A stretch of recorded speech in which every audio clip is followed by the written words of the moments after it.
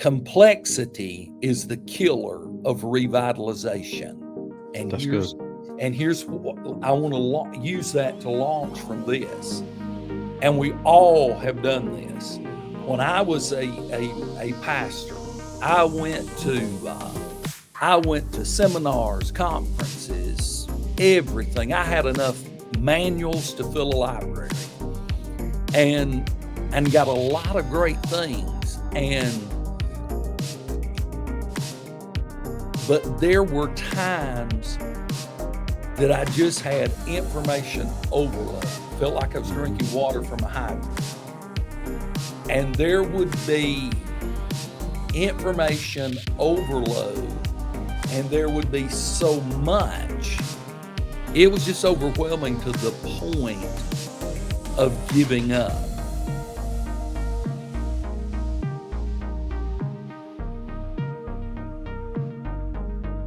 Hey, welcome to the Revitalized Church. I'm Pastor Will Earp, and I'm thankful to have you with us today. My guest today is Bishop Kip Box. He is the administrative bishop of Western North Carolina. He has a passion for revitalization. One of the things we talk about today is complexity is a killer of momentum. Imagine that. We can make things a little bit too complicated. I don't know if you've ever been guilty about that, but I sure have. So as we go through this today, remember, how can I simplify things? How can I make them the best that we can? And how can I do this in glorifying the Lord and letting Him get all of the glory? I hope you enjoy this. As always, please like and share this if you can. Our goal is to help you be the best leader possible and to share the information that's already out there. If you know of a guest or someone that would be a great person to be on here and people need to hear their story, send that to me. I'd love to talk to them. With that said, let's go to Bishop Kip Box. Hey, Bishop Box, thank you so much for joining in today on the Revitalized Church podcast. I have been excited about hosting you for a while now. We finally got to be able to put it together. And so thank you so much for being a part of the show today. If you wouldn't mind, take just a second, greet our guests, let everybody know who you are, where you came from, and how you got to where you are now. Okay. Thank you, Pastor Earp. I'm honored to be here with you today, honored to just have a small part in revitalization. I'm the present state overseer, administrative bishop for the Churches of God in Western North Carolina. I was a career pastor. I have not been a career administrator. I pastored 24 and a half years and pastored in some different settings, and I pastored in rural areas, small towns, medium-sized towns. My last church, I was there 13 and a half years in Mobile, Alabama, which is a small metropolitan area, 200,000, 300 maybe. So I am married to Tammy. My wife works here in ladies ministry, and I have a son, Judson, who is a senior this fall at Appalachian State in Boone, North Carolina. And my daughter and son-in-law live in Vestavia, Alabama. It's part of the Birmingham metro area. So I left the pastorate in 2016 and went to the north central region, the Dakotas and Montana. And then after that, we went to Michigan. We're there 4.5 years. And we have been here since the last Church of God General Assembly. So that's kind of our journey. Revitalization has been a huge part in our journey. Awesome. Well, welcome to North Carolina. We're glad you ended up here. It took you long enough to get here. We always tell everybody you can start out wherever you want, but now you've ended up where you're supposed to be, I guess you could say, for a little while. It is Western North Carolina is a beautiful place, especially where you said your son's up there at Appalachian, man. Go Mountaineers. You know, that's Boone's a beautiful, beautiful place. We went there a couple of years ago, and I took my wife on a ride up a mountain, and she told me, if you ever get me off this mountain again, I'm never coming back. You know, we were going up in the dark, and the snow tire sign was blinking, and it was snowing, and we couldn't see where we were going. And when the sun finally came up and she saw where we had been, she said, I ain't doing that anymore. So, but no, we love Western North Carolina. But yeah, so about revitalization. This is it's a topic that we love to talk here. It's what we do. And one thing I love to talk about is to get everybody's get your definition of, because you can talk to different people and ask them, right, what is a healthy church? And everybody you talk to seems to have a different definition of that. They've got things that they look for, whether it's attendance, whether it's service, whether it's the laity doing things, it's discipleship. So as we get started in this, so to know where we're ending up, your roadmap will kind of tell us how to get there. So let's start from the back and work forward. What is a healthy church to you? What are we aiming for, and what does that look like? I think a healthy church obviously knows it is a church on mission. It is missional. They are existing to win those that don't know the Lord, those that are hurting. Not only is it missional in reaching the lost through evangelism, it is also missional in that a healthy church makes disciples. A healthy church is going to be making disciples. I read this one time and I kind of like it.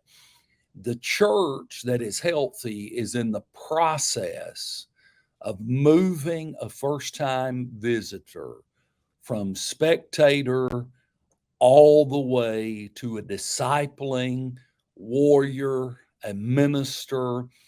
And that leads to the fact that a healthy church uses the giftedness of its people. It doesn't go without saying that a healthy church is obviously a praying church, and a healthy church is a connected church, whether that be through small groups or Sunday school or ministry teams or volunteer teams. A healthy church is a connected church. Those are some of the things that I think of when I'm thinking of a healthy church. Now, I love that the quote that you gave. The church that is healthy is in the process of moving first time visitors all the way to warriors for Christ and ministers for Christ. Absolutely. But what I like about that, or what you said, is in the process. The job's Right. never done. So as soon as you get one there, it starts all over again. Yeah. Yes. Or it's in different stages. You've always got it's. I think when I was listening to that, it's fluid, it's moving, it's doing something. So I like that, the present tense. It's in the process of doing something. So when we were talking about this, you were telling me ahead of time about the key to this, about the start, because everybody wants that starting point. How do I get there? What do I look for? What do I do? Because it can be a little bit daunting doing this. So if we're wanting to become that church that's in that process, if we're wanting to help that first time visitor move from point A to point B, what's that first step? What does that look like? Well, it's ironic you asked that question, because I'm reading a book right now about movements, and it's primarily about church movements.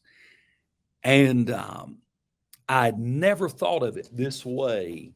It said, of course, you and I know the pastor is the key. As I said to you one time, if the pastor doesn't believe it can happen, it's not going to happen. The pastor has got to believe it can happen. And for that pastor that is missional and believes it can happen, I read this in this book of movements, and it hit me like a ton of bricks. There has to be an assessment, and there has to be an assessment of this is our reality. Okay. And So I'm sorry. then from that assessment goes the vision and the dream of what is ideal. This is reality. And I'm just being hypothetical here. We're a church that's 65 years old, and we've had 50 pastors in 65 years. We are a church that is aging, and I love older saints. church. I love a multi-generational church, but we know if a church has no students, has no children, no babies in the nursery, we've got to do something. So I do think we must determine what is reality. I had a pastor once, or pastoral candidate, interview in a church with the council, and at the end of their asking him questions, I said, why don't you ask the council some questions? And the first question he asked, I'll never forget this.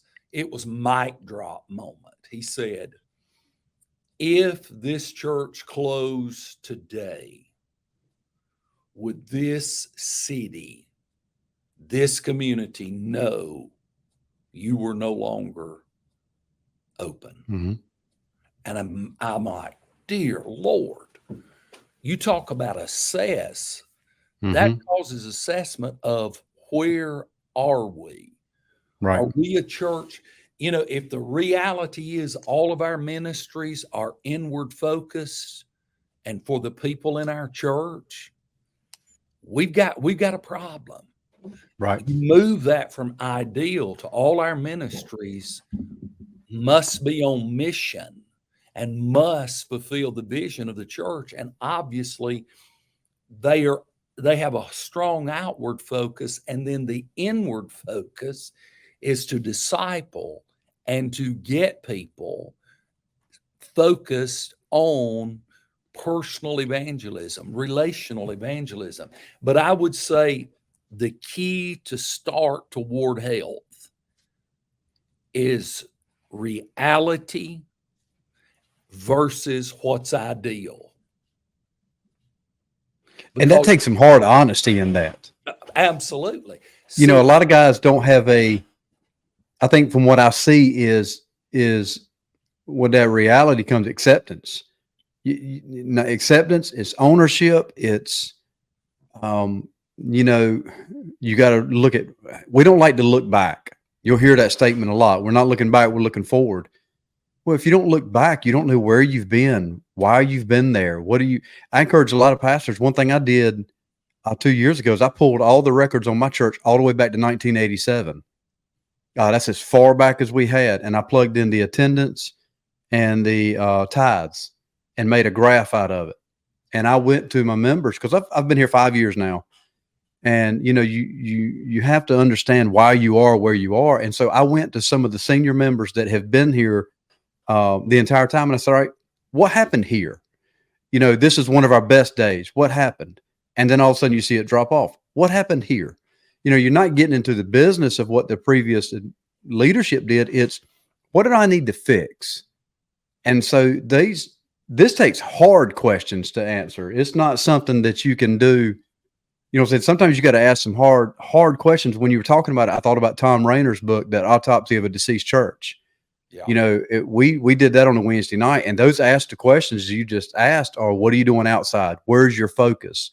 What are you doing? And so, like when you tell pastors to assess this, what kind of guide do they go by? Like some guys might not even say, all right, I want to ask these questions, but what are the right questions to ask? You know, I mean, we almost need our own checklist at times to come up with.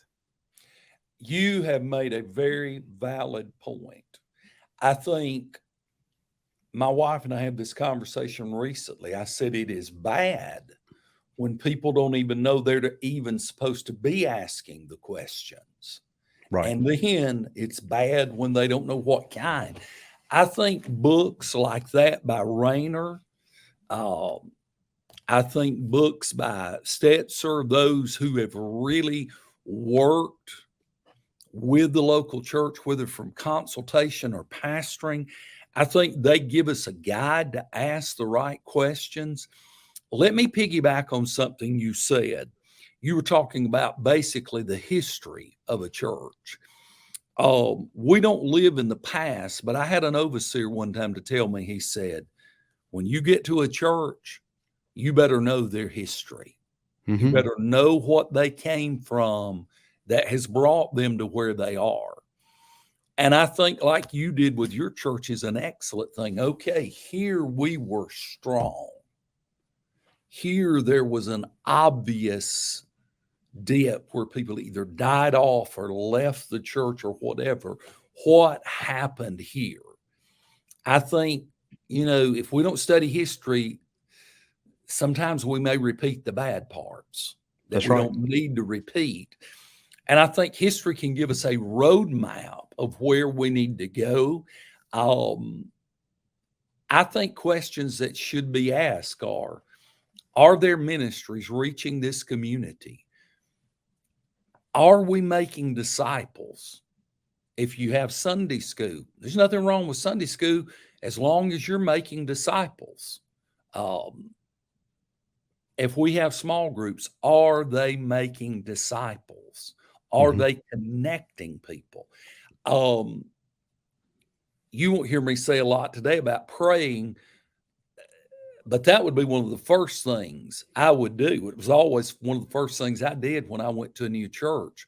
We began a concerted prayer effort, and we began a ministry of prayer because the Bible's church growth manual is the book of Acts, and there are 28 chapters in Acts, and ironically, prayer is mentioned 28 times in the book of Acts. And I say that because nothing happens if we don't pray. If we do not get before God, it's like I heard Dr. Raymond Culpepper tell a story once of a denomination its leaders were meeting. And they realized, dear God, we're in a mess. We're dying. And the bishop or superintendent told all of them, said, let's get on our faces before God right now and ask God to bring us revival, to bring us back. So prayer automatically, very first thing is to see, is this a praying church? And I will say, I've never been to a church that I didn't have some prayer warriors.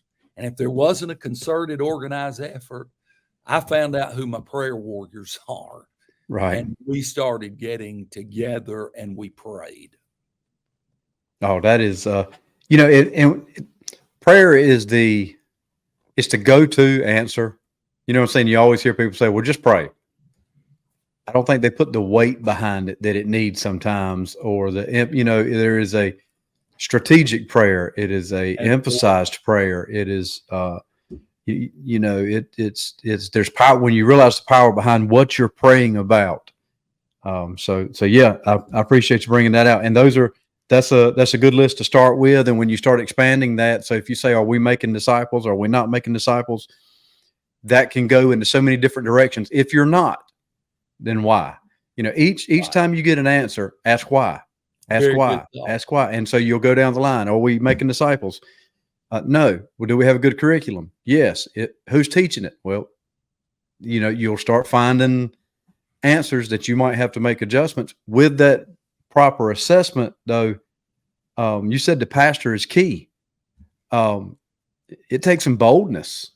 I think your statement about the pastor is key is not necessarily, to me as a pastor now trying to work through revitalization here. We're doing different things and growing. Our church is really, we're not busting at the seams, but we're a healthy church. We're serving in our community. We're feeding people. We're getting together. We are studying. We're following the Acts 2 model.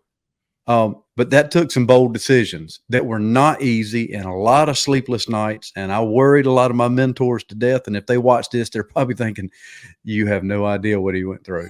We all have those times. And I was not the boldest, strongest person going through it. It was tough.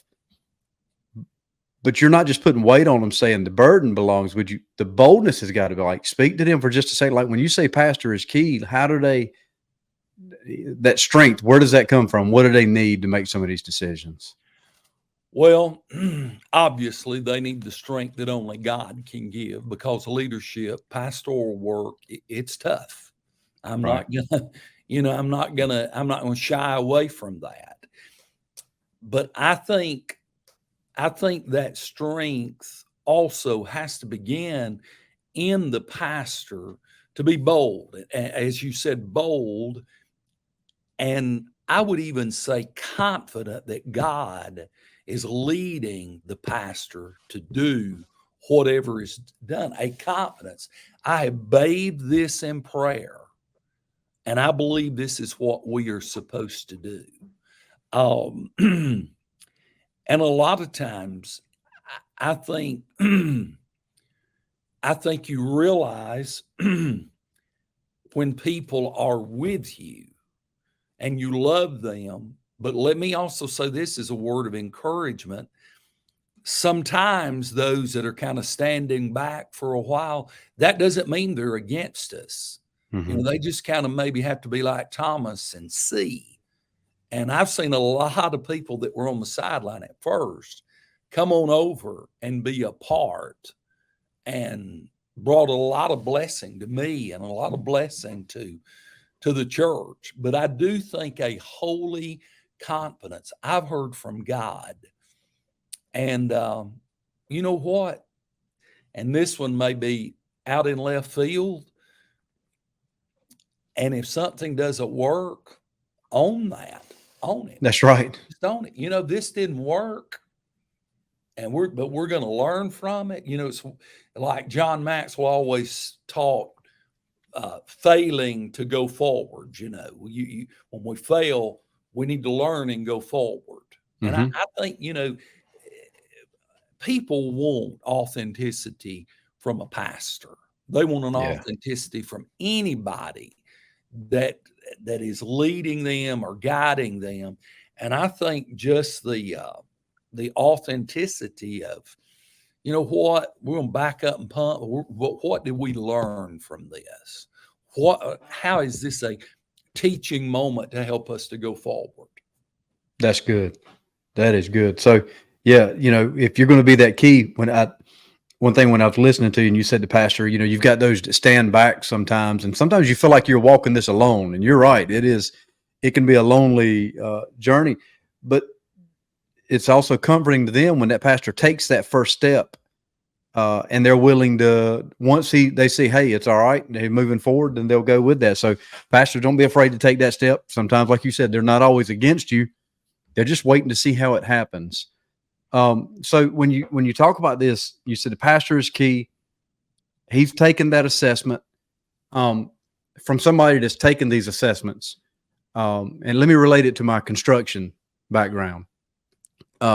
We do a lot of hazardous assessments on houses. My bivocational business is hazmat work. I think that relates with church very well. It prepares me. But honestly, so we go in and actually take an assessment of a house. Where are the hazards at? What types of hazards are they? You know, is there asbestos, lead paint? Is there mold? Are there chemicals in the house? Is the foundation failing? Or is there rotten wood here? And I can tell you, sometimes you walk into these projects that we have, and it is overwhelming for a homeowner when they see everything that's wrong with their house.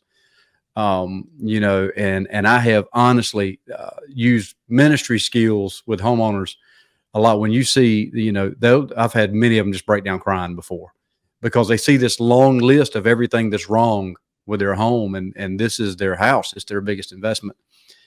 I think the same thing would relate with a pastor. If we start really taking honest assessments of our church, you can find out some things that are really scary. You know, hey, I haven't baptized anybody in 2 years.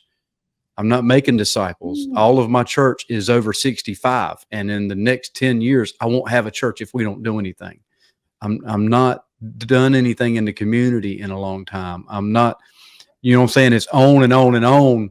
And all of a sudden, next thing you know, instead of moving forward, you're depressed, burnout, and ready to run, and going to be one of those ministers that's, what's the 1,700 they say a quit. I can't remember I don't remember the exact statistic, but it's a staggering amount. And sometimes I think it's because they get overwhelmed in what they need to do. Absolutely. How do we prioritize those next steps? What does that look like? How do we move forward with that list that we've compiled from your assessment? Okay, that's a great question, because I'm going to first seem like I'm veering, but I'll land the plane. First of all, I like the fact that you allude to church health, because the bottom line of revitalization, which 85% of churches in America, that's not just the Church of God, that's everybody. 85% of our churches in America need revitalization. I read that today. The bottom line of church revitalization is church health. Mm-hmm. It is a church that's not healthy becoming more and more healthy. I love the fact you're alluding to church health. Sometimes, let me talk about beating yourself up. We make it all about numerical growth that we can see. And that's Right. an easy way to get discouraged. That's an easy way because church attendance patterns have changed in America drastically since COVID. So there's a lot more things than just number. That's part of it. But we've got to look at the health. Now, let me say something that you just brought out. Complexity is the killer of revitalization. And That's good. here's what I want to use that to launch from this. And we all have done this. When I was a pastor, I went to seminars, conferences, everything. I had enough manuals to fill a library, and got a lot of great things.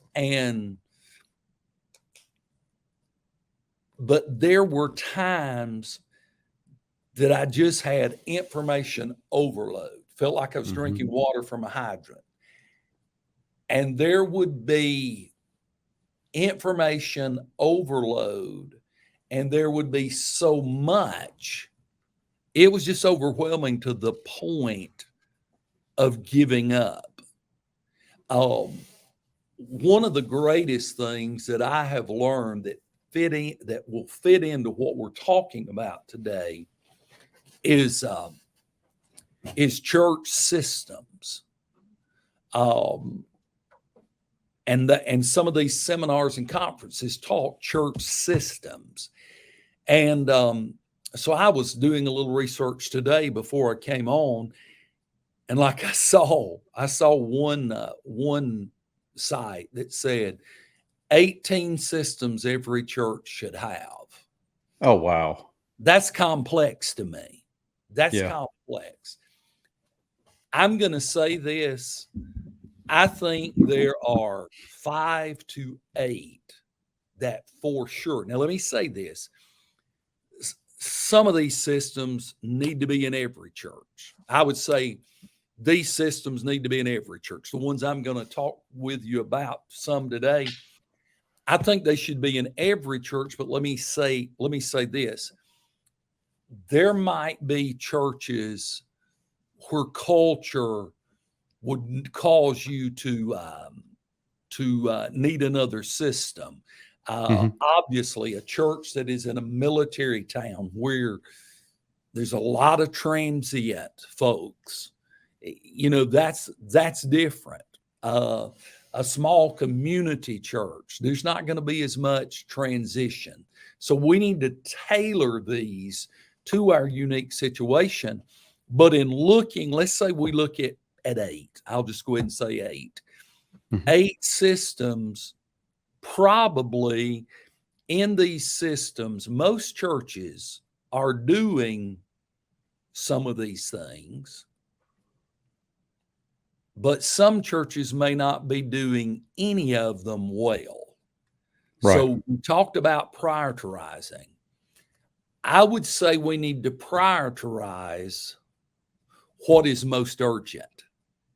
And rather than getting your volunteers and your team to look over all of them and start to work on, say, all 8, you're going to get overwhelmed and you're not going to do anything well. And it's going to set you back. I heard someone say this, and this gave me great victory. When you come back from a conference where you've studied systems, pick out the most urgent one that needs your attention in your church. Mm-hmm. Get it strong, and also write it down. Write it down. Write down the system. Write the reality of your system, and then write the ideal. And I'll just let me just bring out. This is one, and it's so old it's going to seem cliche-ish. But I combine hospitality with assimilation. Mm-hmm. I can tell you this. I feel probably within the first 10 minutes of a person getting out of their car, going into our sanctuary or to a classroom, I feel we've either won them or lost them. Oh, I've heard numbers even way less than that. Yeah. I think 10 is very generous. Yeah. Yeah, I think it is generous too. And I'm going to say this. I realize that with social media and the anonymity of social media, we often don't think about friendliness. But when you go somewhere new for the first time, friendliness matters. It I'm does. going to tell you, I go to a different church every Sunday, and the first thing I look for is friendliness. Mm-hmm. I went to a church last Sunday. I was greeted ASAP. My wife and I were greeted. We were brought in. We were told where the restroom was. We were shown the auditorium. I was so impressed with first impressions. We talk about first impressions, and I think the hospitality. I think being on doors, opening doors, giving direction, guiding like a tour guide. Oh, I think those things, and I think the quicker you make that touch from the parking lot all the way to the sanctuary or to the classroom is so important. If you have a family with children, whoever your greeters are, host and hostess, they need to know that if Johnny's here and he's 10 years old, we know where his classroom is and who his teacher is. And we need to say, your teacher is Mrs. Smith, and you're going to love her. You know how much that means to a parent? And that's an easy fix. It's an easy fix. Yes. Yes. It is. I'll tell you, I remember when we were going through MIP and doing our large church, small church visits, places like that. We visited a church here in Eastern North Carolina, and I'll brag on Dalen Mooneyham's church is Farmington Heights. We pulled up in the parking lot, and there was a lady getting in her car to leave, and she didn't recognize us. And she got out. She said, "Are y'all visitors here?" And we said, "Yes, ma'am." And didn't tell her we were ministers. Didn't tell her we were going through anything like that. She said, "Hey, do you mind? Let me walk you back in." She was leaving from the early service, got out of her car, introduced herself, and I still remember her name now. Her name was Star. Star walked us in, walked all the way to the children's department with my kids, walked us, introduced us to the greeters at the door, and then she left. And I'm like, you know what? If we weren't on the journey we were on, it's probably where we would have ended up just because of that. And it's a culture. It is. Yes. Oh, I'm glad you said that. We create a church culture. We must create a culture of being friendly. I'm telling you, that is so important. It's like you say, it's an easy fix. And with hospitality, I join it with assimilation, and it starts before they get to the door. And assimilation is simply we're bringing a first-time guest from first-time guest to we want to see this person as a fully engaged disciple, a fully engaged who is ministering in his or her gift. So assimilation is so important. Greeters, host and hostess, ushers, and then, a connection class, and not only a connection class that you invite them to come to, where they can meet you. This is who we are. This is what we believe. This is, this is our mission.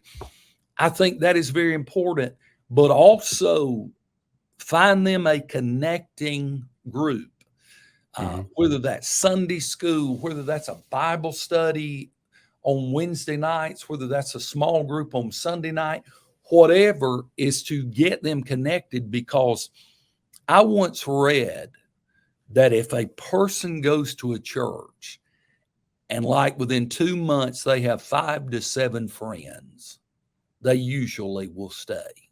And we've got to connect with them and also give them that place of connection. So assimilation would be one of the first things that I would evaluate if I were going to a church new as a pastor. Yeah, that's real good. That's real good. Where do we go from there? Well, I think another system that is important, and I won't stay there but a second because I've talked about it, obviously, is the system of outreach or evangelism, whichever one you want to call it. We've got to attract and reach the unchurched and mobilize our people to reach more people for the Lord. We've got the message. We have the answer, and that answer is Jesus. And we need to find creative venues. I think one of the greatest things that a church can do, let's say people have friends who have gone through divorce and their life is just in shambles. How great it is if the church has a divorce recovery small group. If someone's lost a child, man, and they don't know the Lord, if we could bring them in to a grief recovery where we teach the power of scriptures and that God is the God of all comfort.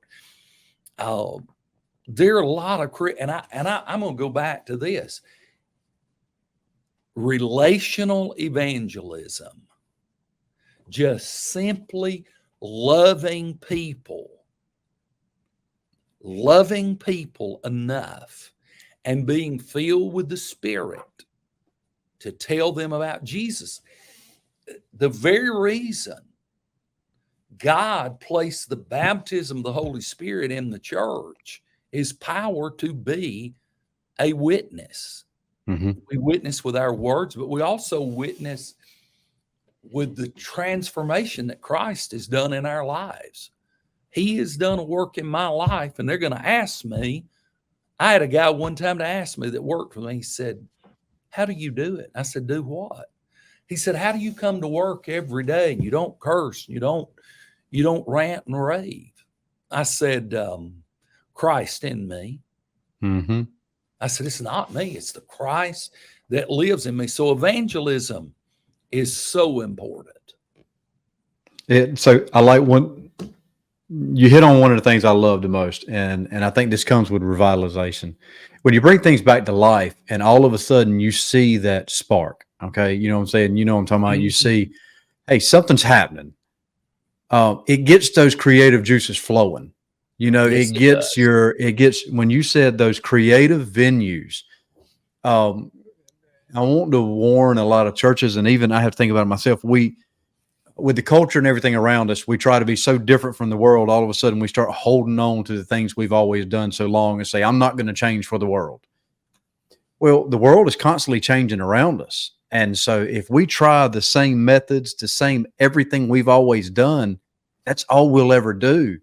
And I know in my own personal experience, and everybody's not like me, thank goodness, I love to do things, something nobody else has done. I want to try something new. I want to try something exciting. I want to try something that garners attention. I want to try, so that can bring a big spark to your church as well. When they say, hey, we've never done this before. And when you lay your groundwork, don't just spring this on them with them never hearing about this. So do some homework on it. But that creativity is a big thing in revitalization. It is not, we're not trying to recreate the past.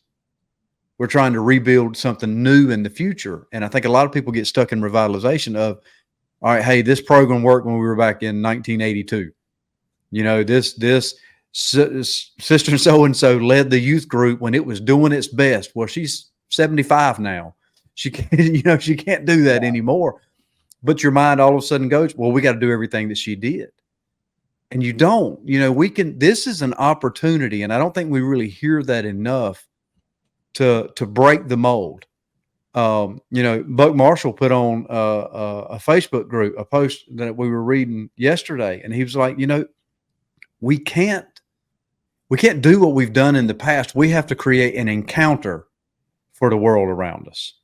That's what I love. Yeah. I loved what he was writing. And that's where I want to make sure that we do something new and fresh and it's exciting. Even with us, everybody that watches this is not in the Church of God, but that's our tribe. That's our movement in the Church of God. I would love to see us to open up new doors, open up new opportunities. I was listening to our world missions video. They were not just talking about how many churches they had built, but how many wells they had dug. Oh yeah. Like that's, that is, to me, that is revitalizing programs. That's what a revitalized church to me does not look like. All of a sudden now you're back at full capacity. It's what are you doing in that community? What are you doing to reach people? Are your people growing? But man, one of my biggest takeaways from what you said though is it doesn't have to be complex.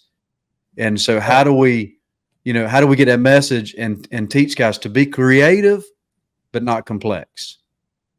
Let me say this. I had a young man that I love. He's not in Western North Carolina. And he had called me and he asked me, he said, what about the music in my church? He said, it's just not good. And he had referred to a worship leader that was near them. I said, I'll tell you what you do. You get that worship leader to come over one Sunday and work with your people and let your people see excellence. Let them see it. And I said, man, it's going to charge. They're going to be charged. They're going to want to do that. I think one thing pastors, they need to do some research. They need to look at, churches that have been revitalized and look at some of their ministries. We're not going to use everything we see, but we will find things that would really work in our area, that would really work and help us to reach. Oh, and let me say one other thing. You use the word encounter, and I know we're about finished up, but I want to say this one thing. Here is a system that we may not think about, and that is worship. Because I want to tell you, our worship services, the music, the preaching matter. They matter. That experiencing God, encountering the power of the Holy Spirit, that is a life changer. And that's not, while that's not anything we can do, we can pray, plan, and do it with excellence. That's good. We can, I'm telling you, man, Pentecostal churches, people need to experience God when they come in our midst. They need to experience and see life transformation. And I'm going to tell you this, when they experience God, they're going to go tell their friends, they're going to tell their family. And Mm-hmm. then people develop the attitude, if God can do it for him, Mm-hmm. he can do it for me. So that Mm. worship service, it matters. I don't, and that is something, you use the phrase easy fix. Sometimes we make that complex. That's not as complex as we think. Well, we hear, so I can tell you from a small church perspective, um, you'll hear people say, do it with excellence. That doesn't mean you have to have lifelong musicians and have every instrument in the band there and have all the latest Correct. technology and all in our church. Man, we were frustrated. We didn't have any band, and here now, we started investing. We're playing the long game. My daughter's 15 playing the piano. We didn't have a bass player, so I started learning how to play bass. And so I'm doing my best at, what I'm saying? We've been at it now for about Absolutely. a year and a half. We didn't have a drummer. So I told the church, if somebody will take drum lessons, we'll pay for it. And See, a 9-year-old girl stepped up, and now she's been taking lessons for almost a year, and she plays in every Sunday. And so that's that creativity. I'm not bragging on me. I'm trying to absolutely. give these ideas because now it's amazing the difference that's made in our worship service. And so a lot of pastors may not have everything they need in their church, but you've got it in your community. Lessons are not expensive. My mom taught me this. We grew up in one of the largest churches in Rocky Mount. And I've always heard the story. One of the music people back in the 50s and 60s, we used to give free piano lessons. And because of that, there were piano players in all of the churches around Rocky Mount that learned. And so, we do have those opportunities. And to me, like I said, that's a sign of health. We're doing something It is. to sow into the future, to build into the kingdom. And so don't get trapped in the excellence means you've got to be the best player. Just do the best with what you have. Absolutely. Absolutely. Yeah, I get excited thinking about what God did there because that was a big frustration for me for a while, not having all of this stuff. And then I just start saying, instead of being frustrated about not having it, God's given me an opportunity instead of, it's not a curse, it's a blessing. So now my daughter, this little drum player, and even me, I can't jam with the best of the bass guitar players, but I'm learning. So I'm even being Absolutely. revitalized myself. So this has been really good. We've talked about the pastor being key. I love that. Pastors don't take the stress of that, take the excitement of it. God will use you to do something amazing. You can be that spark. We're going to prioritize what's important. Now, I want to mention now that prioritizing what's most urgent. Just like I asked you and I ask everybody's got a different definition of what church health is.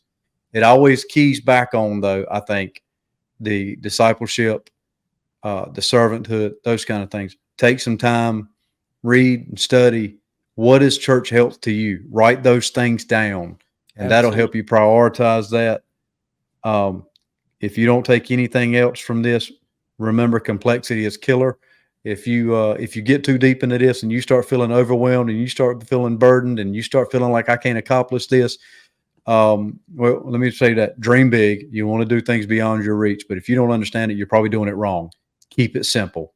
Keep it simple. And then I look, like you said, look for that easy win of hospitality and create that culture. Anything else you want to put in there? Let me just say this in closing. Celebrate every win. Oh, no matter how big it is, No matter how big. small. When I Yep. went to my first church, I had 22 older people, older saints, and that church had not seen a move of God in quite some time. And they just didn't know if it could happen there again. And I got them to praying. My wife and I got them to praying, and it took a while. The thing that I had to do there was get them to see it could happen there. Mm-hmm. And when they saw it, They wanted it. Not a one of them resisted. They wanted it. They wanted God to do something. And every win was a win, and we celebrated it big. And I've told a lot of people I saw probably more miracles there than anywhere I ever pastored. Right. But it was because we needed miracles, and Yeah. every little thing we celebrated as God moving. But it's been an honor to be with you today, Pastor. I appreciate you doing this for the body of Christ. Amen. Before we close out, if you wouldn't, I love to end with this if we always get the opportunity.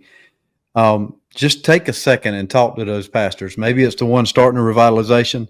Maybe it's a minister that's just getting started out. It could be a young evangelist or a young pastor or a young youth pastor. Just take a minute or so and just kind of pour into them for a second. Speak to them from your heart and tell them what you would want to know. What would you want to know starting out now, that encouragement? I would want to know something I heard Tommy Barnett say one time. And he was my mentor by conferences, by books. And he never knew me. And I got to meet him a few months ago. And he said this: make a difference in your world, and you will make a difference in the world. Oh, that's and good. find hurts and heal them, find needs and meet them.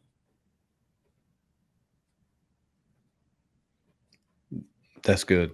Find hurts and heal them, find needs and meet them. Man, that's a great description of what a pastor can do. Keep it simple. Keep it simple. So, Bishop, thank you so much for being willing to come on. I have really enjoyed this. I think we've covered some great material. I know if somebody's made it this far and listened to this, that they will be blessed by it. And hopefully it'll help them along their journey, revitalizing their church. If you got any questions, reach out. I hope you'll get to know Bishop Box. He is a great benefit to the Church of God and all that he does. We're thankful to have him on the western part of the state. And so thank you so much for watching the Revitalized Church. Thank you again, Bishop Box. Have a great day, everybody. You too. Bye-bye.